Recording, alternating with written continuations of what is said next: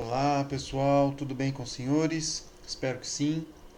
Eu vou comentar esse caso do professor Ray Ball que fala sobre as consequências do excesso do conservadorismo, prudência, o conceito que foi eliminado, foi substituído da estrutura conceitual pela neutralidade. Lembrando que no último vídeo eu comentei a carta do Charman do IASB falando sobre uma alteração na estrutura conceitual, que foi basicamente a substituição da prudência pelo conceito de neutralidade. E ele usou como justificativa, uma delas foi essa questão do excesso do conservadorismo. E esse caso da Daimler-Benz, com origem alemã, retrata muito bem as consequências negativas para o mercado de capitais e para os investidores. Na introdução, brevemente, ele comenta sobre uma mudança no modelo de governança corporativa da empresa, que antes estava acostumada com o modelo alemão, e após uma fusão com a Chrysler, começou a se aventurar em outros mercados e, consequentemente, outros modelos de governança corporativa. Então, o modelo de governança corporativa que a empresa estava acostumada também é um fator é, que pode influenciar como as demonstrações contábeis são elaboradas. Esse é um ponto que o professor Ray Ball comenta no, no caso, no capítulo. Além disso, tem o sistema contábil, dois sistemas contábeis diferentes. Nós estamos falando do US GAAP, dos Estados Unidos, e o German GAAP, da Alemanha, que eu vou comentar sobre algumas diferenças baseadas na, no sistema legal de cada país, em características culturais de cada país que influenciam as regras contábeis. Então, além do sistema de governança corporativa, como as pessoas interagem entre si e com outras instituições, influenciou no caso, e também como essa mudança de sistema contábil, de regras contábeis, pode influenciar, pode explicar o que aconteceu com a Daimler. Outro ponto que ele destaca é com relação à listagem na NYSE. Após a empresa decidir se aventurar no mercado norte-americano, ela teve que divulgar suas demonstrações contábeis de acordo com as normas dos Estados Unidos, o S-GAAP. E com isso o mercado começou a perceber algumas coisas que antes não apareciam com a roupagem German Gap. Então é como se o sistema contábil fosse uma roupa. Quando a empresa vestia o German Gap, ela conseguia esconder algumas coisas. E quando ela vestia o US Gap, ela não conseguia. Né? Então basicamente foi isso. E o mercado percebeu o uso da discricionariedade para passar um desempenho que não era real. Tudo bem? As instituições dos Estados Unidos foram muito importantes nesse processo, porque, exemplo, a SEC, que é correspondente à CVM no mercado brasileiro, que conseguiu monitorar essas demonstrações e as ações dos administradores que tinham alguns objetivos específicos diferentes do que a SEC esperava, que era divulgar uma informação adequada para o mercado. Então, basicamente, algumas diferenças que o professor explora com relação ao sistema legal, Code Law e Common Law. Esses modelos ou esses sistemas legais, eles têm diferenças entre si. Code Law, basicamente, você considera a Alemanha, não é? E quando você, que é o German Gap, e quando você vai para os Estados Unidos, você tem um sistema legal com origem Common Law. E esses modelos, esses ambientes legais são totalmente diferentes. É claro que tem alguns pontos em comum. Com o tempo, os países vão mudando, obviamente, e as instituições são fortalecidas. As regras, novas regras. Então, um ambiente institucional que era considerado fraco há alguns anos, ele pode evoluir. Novas instituições, fortalecer, enfim. Mas havia um gap, uma diferença muito grande entre eles. Então, por exemplo, nos Estados Unidos, o foco era financiamento via mercado de capitais. Então, as práticas de disclosure eram, é, eram consideradas eram consideradas adequadas ou tinham um objetivo de melhor informar os investidores. Resumidamente, em termos de assimetria de informações, você você encontra um menor ou uma menor assimetria de informações em ambientes de origem common law. Por quê? Historicamente, as empresas buscam mais recursos eh, no mercado de capitais, mercado de ações. Então, as empresas, se elas não divulgarem adequadamente, se elas não derem prioridade para o disclosure, talvez os investidores não se interessem pelas suas ações. Então, e ainda pode acontecer uma redução no valor de mercado da companhia, prejudicando os acionistas ou proprietários de capital. Então, basicamente, há uma preocupação com a divulgação, com o reporting, com a divulgação. O modelo de governança também é diferente. Em ambientes de origem Code Law, você tem uma prática de disclosure totalmente diferente, porque nesses ambientes o financiamento preponderante é via bancos, crédito. Então, as empresas elas conseguem divulgar diretamente, enviar suas informações diretamente para os bancos. E nesse caso, não essa parte de esse enfoque para divulgação da informação é menor. Então, resumidamente, tem diferenças significativas que ajudam a explicar o que aconteceu com a empresa, com a Daimler-Benz. E basicamente o ambiente legal, as práticas de divulgação, common law com uma divulgação mais adequada, menor assimetria informacional, diferentemente da Alemanha, com maior assimetria informacional, considerando que o recebimento de recursos ou a principal via de financiamento era o banco. E o banco, nesse caso, que como foi explorado pelo professor Ray Ball, eles tinham assentos nos conselhos das empresas, inclusive da Daimler-Benz. Então elas tinham acesso direto às demonstrações contábeis e à posição financeira da empresa, posição de fluxo de caixa, enfim. Então esses aspectos ajudam a diferenciar eh, as duas os dois ambientes legais.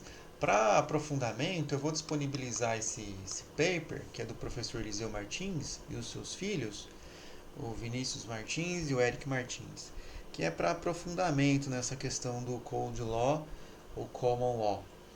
É um artigo muito interessante que ajuda a entender as diferenças entre esses grupos de países, tá bom?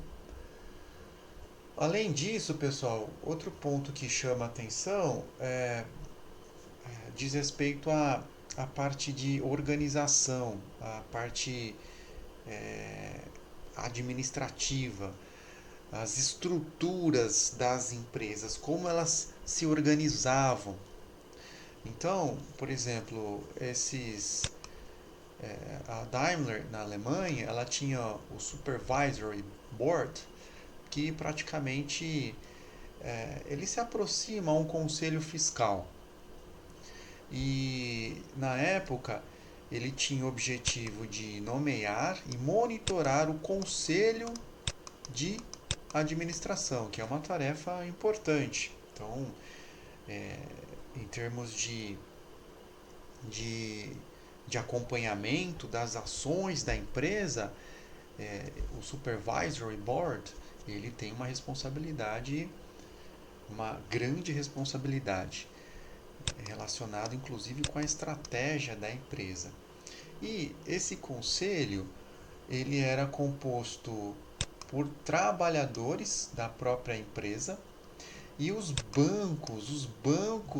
principais financiadores, credores, eles tinham assento nessa empresa e nas grandes empresas da Alemanha. Isso significa o quê? Que os bancos conheciam a situação financeira das empresas.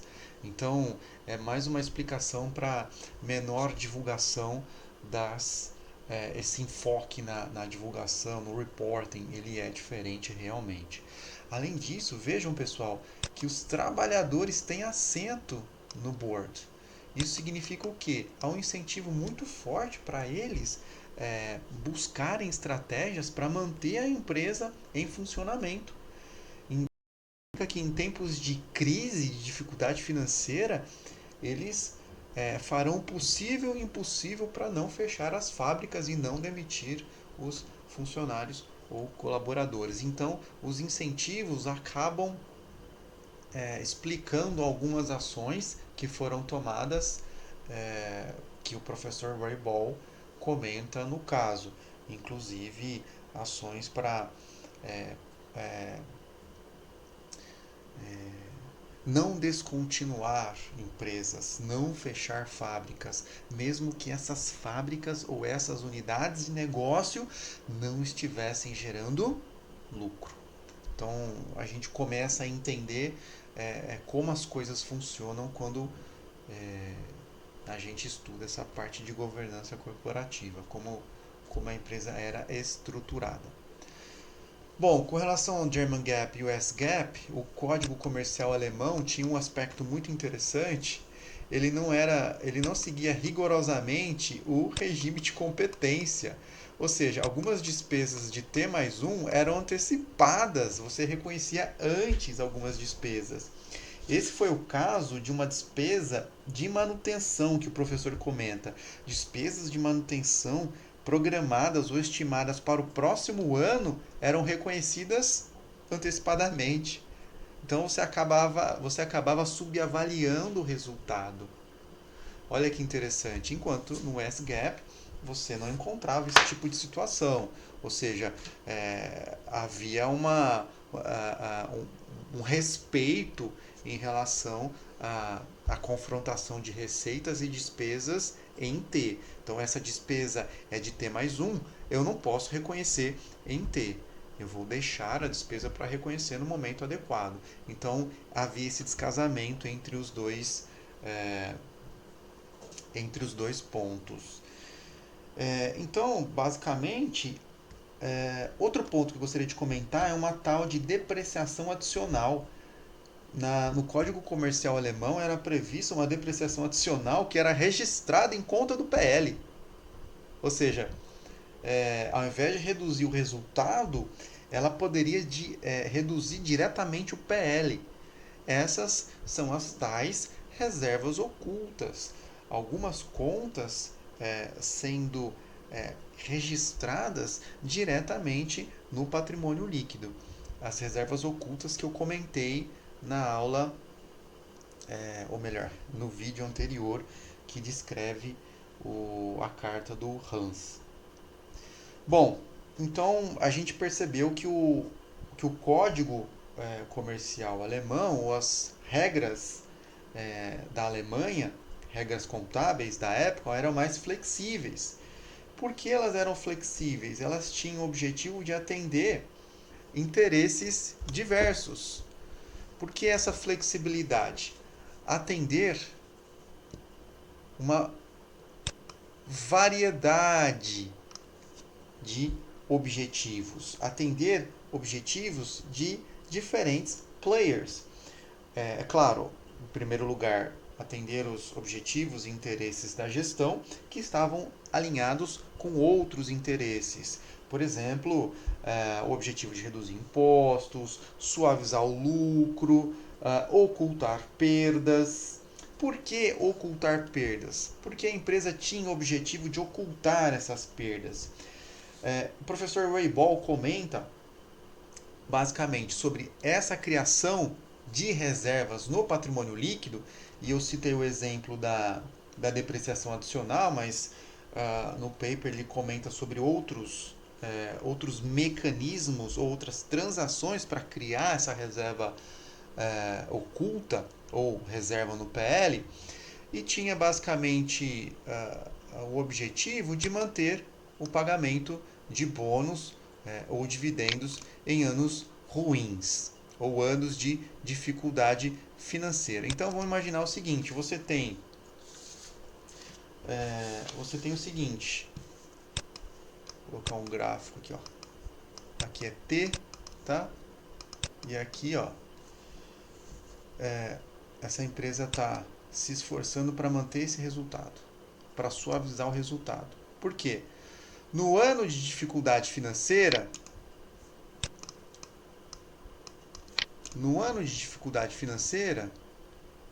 o que deveria acontecer com o resultado dessa empresa? O resultado dessa empresa poderia cair no ano de dificuldade financeira e até ser um prejuízo.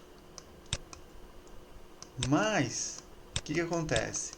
Devido à criação dessas reservas ocultas, essas reservas no PL, ela tem o objetivo de manter o resultado, manter a distribuição de dividendos e também bônus da administração. Então, ela atende os interesses da gestão, atende os interesses dos acionistas, que são os bancos também, e ainda consegue mostrar um resultado para a sociedade e conseguir o apoio da sociedade que essa empresa está gerando resultado. Então, por que nós vamos descontinuar o negócio? Ou seja, os trabalhadores ficam felizes com essa situação, mostrando que a empresa gera um resultado, que a empresa tem o desempenho. Lembrando que os mesmos trabalhadores ocupam tem cadeira no supervisory, que equipara-se ao conselho fiscal. Então, é uma questão de incentivos que estão envolvidos e explicam essa prática de criação de reservas ocultas. A contabilização, basicamente, não é, dessas reservas ocultas, você tinha em algum momento T, por exemplo, num ano que a empresa tem bons resultados, né? Você tinha lá, por exemplo, uma despesa, tá? Uma despesa, a empresa reduzindo o resultado por um excesso de pessimismo no reconhecimento ou na contabilização de provisões, ou então um excesso de pessimismo ao fazer o teste de impairment dos seus ativos.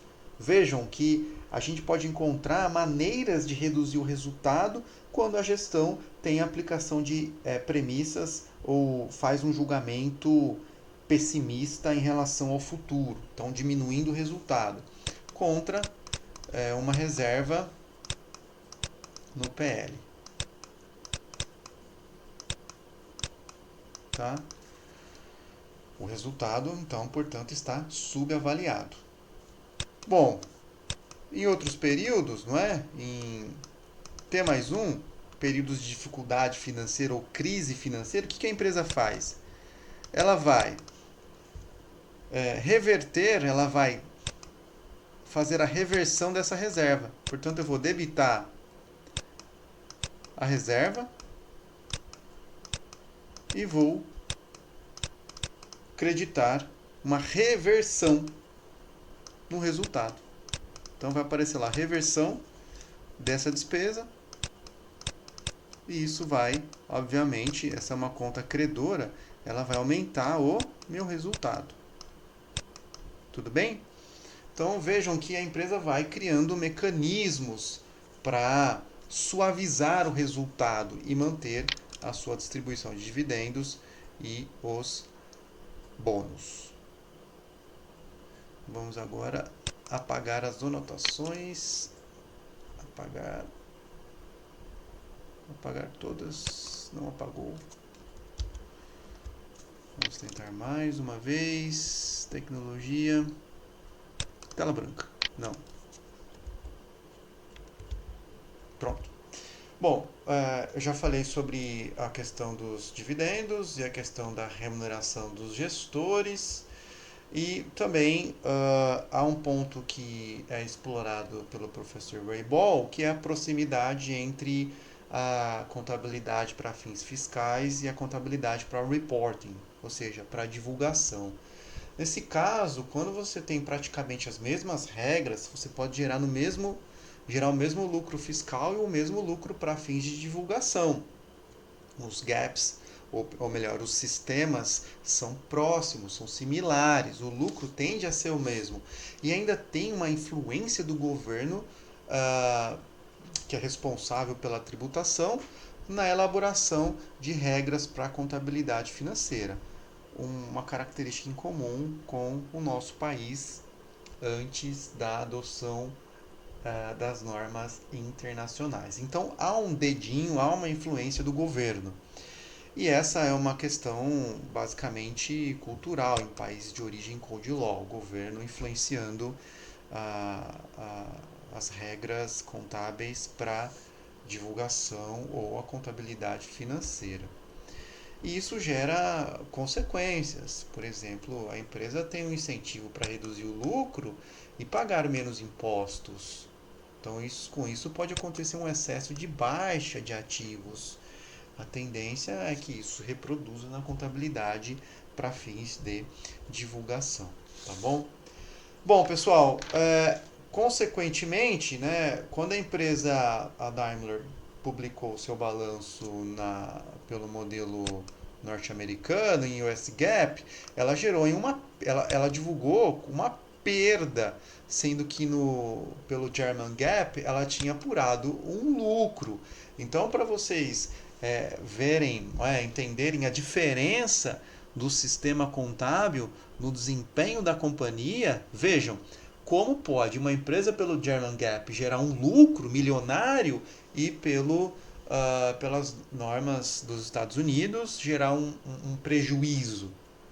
Então essas diferenças passaram a chamar a atenção do mercado, dos investidores. E o que chamou a atenção também para a utilização das reservas, das tais reservas ocultas, que basicamente acontecem, não é, pela redução do resultado no período corrente, como eu já tinha comentado, e o crédito pode ser por excesso de provisões, a questão das reservas adicionais no patrimônio líquido, que era uma conta utilizada pelo German GAAP, e até por um excesso de conservadorismo na avaliação de recuperabilidade dos ativos, que equivale ao teste de impairment. Bom, era isso que eu tinha que comentar com os senhores. Espero que os senhores tenham aproveitado o caso. Qualquer dúvida, eu estou à disposição. Obrigado e um abraço.